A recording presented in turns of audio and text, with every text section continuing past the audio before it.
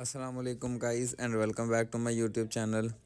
सो आज की वीडियो में हम बेसिकली बात करने वाले हैं स्टडी इन फिनलैंड के वाले से एक बहुत इंपॉर्टेंट टॉपिक के बारे में बात करेंगे। यूएस एंट्रेंस एग्ज़ाम जो बैचलर्स के स्टूडेंट्स का होता है उसके बारे में बात करेंगे कि यूएस एंट्रेंस एग्ज़ाम क्या होता है, इसके कितने सेक्शंस होते हैं और इसकी बेसिकली सबसे इम्पोर्टेंट कि तैयारी आप किस तरीके के साथ कर सकते हैं, डिटेल में हम आज बात करेंगे।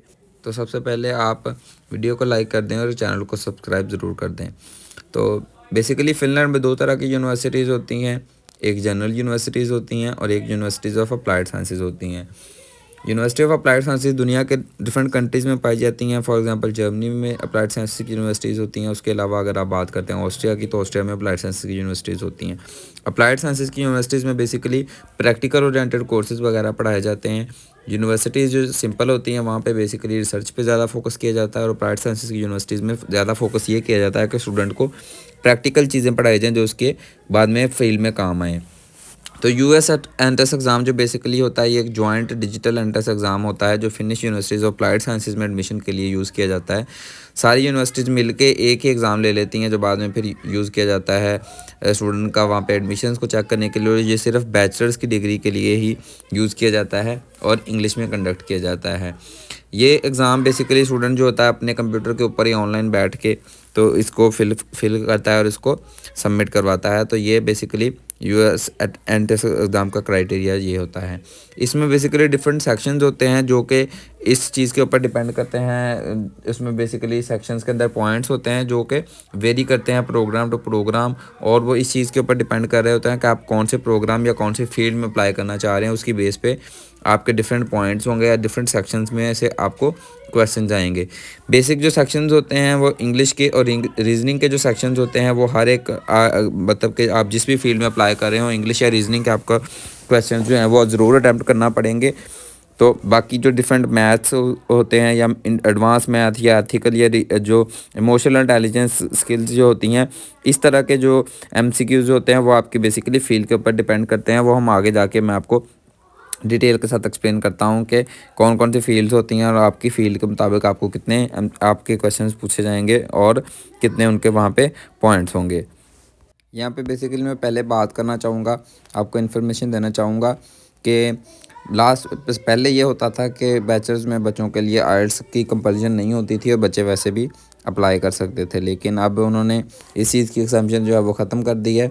तो इसलिए आपको अब आइल्स से 6 बैंड्स के साथ आपको वहाँ पे ज़रूर सबमिट करवाना पड़ेगा। आइल्स 6 बैंड के साथ आप सबमिट करवाएंगे, ओवरऑल उसमें 6 बैंड्स चाहिए। या अगर आपके पास आइल्स नहीं है, आप पीटी के साथ जाना चाहते हैं, तो आप पीटी एकेडमिक में 55 ओवरऑल स्कोर अगर आपका है तो आप उसको भी सबमिट करवा सकते हैं। ये डॉक्यूमेंट्स आपने ज़रूर सबमिट करवाने हैं यूएस एंट्रेंस एग्ज़ाम में, वरना फिर आपका एडमिशन फिनलैंड में पॉसिबल नहीं होगा। उसके अलावा लास्ट इनटेक में जो जनवरी इनटेक गुजरी थी, इसमें ये इशू बना था कि फ़िनलैंड ने ई पासपोर्ट को लाजमी कर दिया था कि पाकिस्तान या इंडिया या नॉन यूरोपियन जो स्टूडेंट्स हैं उनको ई पासपोर्ट साथ में ज़रूर बनवाना पड़ेगा। लेकिन उसकी वजह से मेन इशू ये आता है कि पाकिस्तान और इंडिया वगैरह ये जो ऐसे कंट्रीज़ है, डेवलपिंग कंट्रीज़ हैं, उनमें इतना ज़्यादा इन्फ्लक्स नहीं है इस चीज़ का, तो ई पासपोर्ट फिर बच्चों के लिए लेना मुश्किल था। तो इसलिए अब उस चीज़ की टेंशन लेने की ज़रूरत नहीं है। ई पासपोर्ट की जो शर्त थी वो भी उन्होंने ख़त्म कर दिया। तो सिर्फ ईयू के स्टूडेंट्स जो हैं वो यूरोपियन यूनियन से जो तलक रखते हैं, सिर्फ उनके लिए लाजमी है कि ई पासपोर्ट उनके पास हो। उसके अलावा अगर आपके पास ई पासपोर्ट नहीं भी है तो दैन भी आप ई पासपोर्ट के बगैर भी वहाँ पे बैचलर्स में आप अपना टेस्ट भी दे सकते हैं और उसके लिए आप वहाँ पे एलिजिबल भी हैं। नेक्स्ट हम इसके बारे बाद में आपसे बात करना चाहूँगा कि आपने किस तरीके के साथ ये एग्ज़ाम होता है। ये एग्ज़ाम बेसिकली आप जब आप वहाँ पे अप्लाई करते हैं यूनिवर्सिटी में, तो उसके बाद यूनिवर्सिटी आपको एक सेपरेट ईमेल भेजती है। ईमेल के अंदर लिंक होता है, आपने सॉफ्टवेयर के ऊपर रजिस्टर करना होता है। सॉफ्टवेयर इनका सेपरेट सॉफ्टवेयर होता है जो कि मॉनिटरिंग सॉफ्टवेयर होता है। वो बेसिकली आप जितनी देर के लिए आप एग्ज़ाम अपने कंप्यूटर के सामने या लैपटॉप के सामने बैठ के एग्ज़ाम दे रहे होते हैं, वो आपको मॉनिटर करता रहता है और आपकी रिकॉर्डिंग को सेव करता रहता है। यूनिवर्सिटी वाले या वो जो सिस्टम होता है सॉफ्टवेयर, वो आपके ऊपर गहरी नज़र रखता है कि कोई दूसरा बंदा अगर आपके एग्ज़ाम के दौरान आ जाता है, उसका चेहरा नज़र आ जाता है, तो आपका एग्ज़ाम कैंसिल हो जाएगा। या अगर उनको ये पता चल जाए कि आप एग्ज़ाम के दौरान उठ कर गए हैं तो दैन भी आपके वो मार्क्स जो हैं वो डिडक्ट कर लिए जाएंगे, आपको वहाँ पे एडमिशन नहीं मिलेगा। तो इसलिए आपने कोशिश करनी है कि आप फेयर बैठ कर ही अपना एग्ज़ाम दो, और सेपरेटली किसी ऐसी जगह पे बैठ के एग्ज़ाम दो जहाँ पे आपको इंटरनेट वगैरह का मसला ना हो।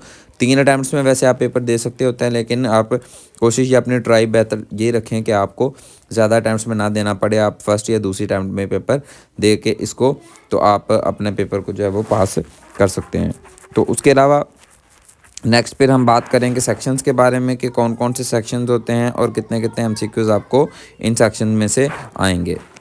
तो इसमें बेसिकली ऐसे स्टूडेंट्स जो टेक्नोलॉजी के रिलेटेड फील्ड में अप्लाई करेंगे उनको टोटल पॉइंट्स 80 होंगे, जिसमें से मैथ्स के 20 होंगे आपके पॉइंट्स, रीजनिंग के और इंग्लिश के जैसे मैंने आपको बताया कि वो मस्ट होंगे, उसके अलावा एडवांस मैथ के होंगे। तो बस यहाँ पे बेसिकली मैं आपको दिखा देता हूँ मैथ के। अगर आप क्वेश्चंस की बात करते हैं तो यहाँ पे आपको मैं लिंक इसका डिस्क्रिप्शन में दे दूँगा, आप इस वेबसाइट से सैम्पल क्वेश्चन चेक कर सकते हैं। जैसे फॉर एग्जांपल ये उन्होंने इन्फॉर्मेशन दी है कि number inside the triangle is determined based on the number of its vertices.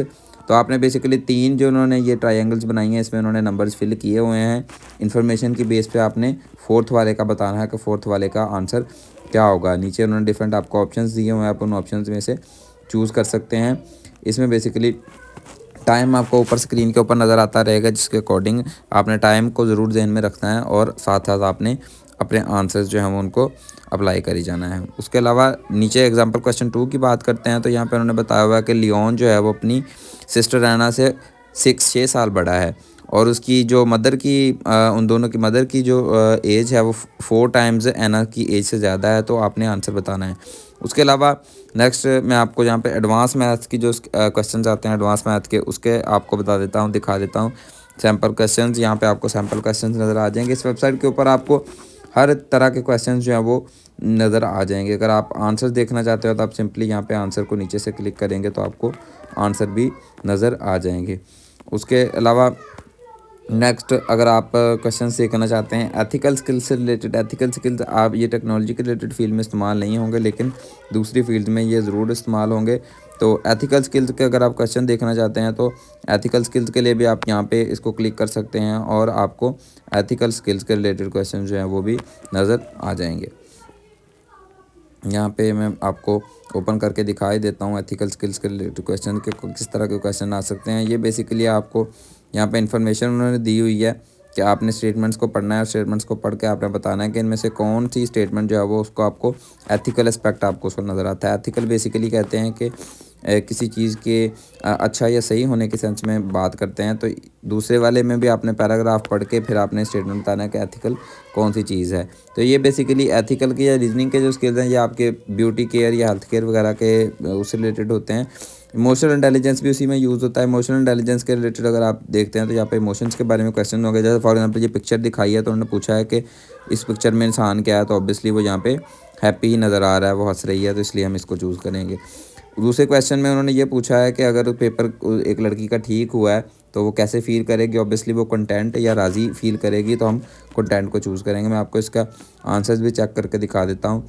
यहाँ पे नीचे करेक्ट आंसर्स पे अगर आप चेक करेंगे तो चेक कर लें कि फर्स्ट वाले का आंसर हैप्पी और सेकंड वाले का कंटेंट ही है। तो इस तरीके के साथ रीजनिंग के, इंग्लिश के और उसके अलावा इमोशनल या एथिकल के जो क्वेश्चंस होते हैं ये इजीली होते हैं। मैथ के क्वेश्चंस खुद थोड़े से ट्रिकी होते हैं, लेकिन आपको कैलकुलेटर वहाँ पे सिस्टम के ऊपर ही नज़र आ जाएगा और ये फंक्शंस जो है वो आप लैपटॉप आपको ऑफ़र करेगा। उसके अलावा नेक्स्ट नीचे उन्होंने ये दोबारा फिर से सेक्शंस बनाए हुए हैं। मैं वेबसाइट का लिंक आपको डिस्क्रिप्शन में दे दूंगा। मॉनिटरिंग की उन्होंने बात की हुई है कि SMOWL जो सॉफ्टवेयर है उसको हम यूज़ करके आपकी बच्चों की कंटिन्यूस मॉनिटरिंग करेंगे। तो इसलिए आपने चीटिंग वगैरह के ऊपर ज़्यादा ध्यान नहीं देना और आपने सारी इंस्ट्रक्शंस पढ़ लेनी है। पार्टिसिपेट आपने ऑनलाइन बैठ के करना है। फर्दर इन्फॉर्मेशन जो है वो वहाँ पे दिसंबर के एंड पे वहाँ पे वेबसाइट के ऊपर मेंशन हो जाएगी। 10 अप्रैल को रिज़ल्ट आ जाएगा और रिज़ल्ट के साथ ही उसके थोड़े दिनों बाद यूनिवर्सिटीज़ आपको बताना शुरू कर देंगी कि आपका एडमिशन बना है या नहीं बना। तो उसके बाद कुछ स्टूडेंट वेटिंग लिस्ट पे होंगे, उनका रिज़ल्ट बाद में आएगा। उसके अलावा स्कोर सर्विस है, जहाँ पे आ जाके आप अपनी सारा स्कोर वगैरह जो है वो चेक कर सकते हैं। तो ये बेसिकली इन्फॉर्मेशन थी फ़िनलैंड में जो US एंट्रेंस एग्ज़ाम होता है उसके बारे में।